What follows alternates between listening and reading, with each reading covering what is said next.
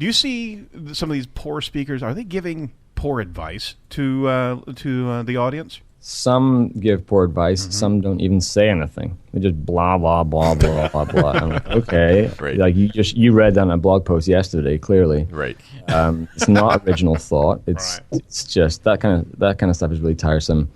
And people that don't really spend any time on their craft, like trying to be exceptional as a speaker or trying to make their slides look better. I geek out so hard on the design of my slides. That's all I do in hotel and airport bars.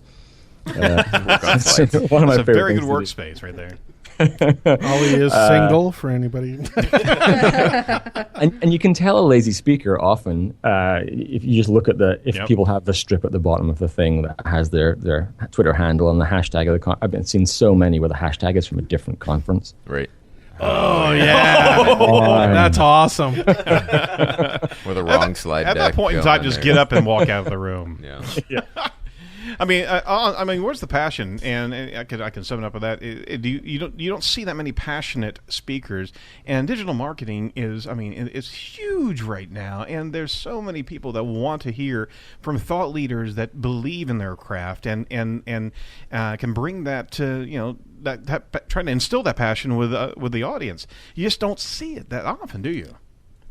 You don't, sadly. I mean, I love coaching people. I was spending some time coaching Steph Grieser. She ran our conference for the first 2 years. She's actually speaking this year. Mm-hmm. And I want her to really succeed because it's a big deal. We have 1,000 people this year, and having that as your first gig, that's going to be intimidating. Whoa. I personally love a bigger room. I don't like, that's my kind of, the introvert side. If it's a small room, I'm terrified. Right. You can just look at people's eyes too quickly. Somebody might be able to touch you up close or something. I like a big room. Well, that's one of your points, though, about being a thought leader is that there's so many people that are quote-unquote thought leaders that actually aren't leading anybody with any thoughts of their own. Right, exactly. I'm thinking, they're cannibalizing, but I mean, it's not plagiarism, but literally, I mean, these concepts are being recycled everywhere. Blog content's being. There's not a lot of original ideas out there, but I the thing that's interesting is when you run a conference like that, right? You've got to have that dynamic, and I feel like and I speak at events, but some of the people that put on the events, they want these tried true, like I'm not going to mention any names, but I know a guy that for 3 years now, Jen and I have seen him. You're going to know who I'm talking about. He says the same thing that he said 5 years ago. It's the same exact keynote.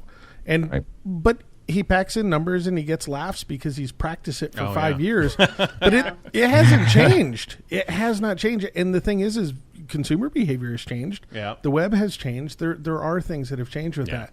And so, but I understand if you're running a conference, you've got to pack the people in. So you need one of those big names, to pack the people in. But I feel like it's a struggle with these conferences to get fresh thought leaders. Everybody wants things that are proven, or it's based on how many tickets that you sold as a speaker. Or it's a strange thing.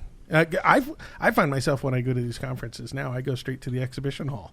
And I wind up spending 2 days in the exhibition hall. Yeah, absolutely. They're the most fascinating conversations. Absolutely, I agree with you. And you can get like 50 T-shirts. I know! Swag is absolutely getting better. No, they don't have 4X in the exhibition hall, sorry.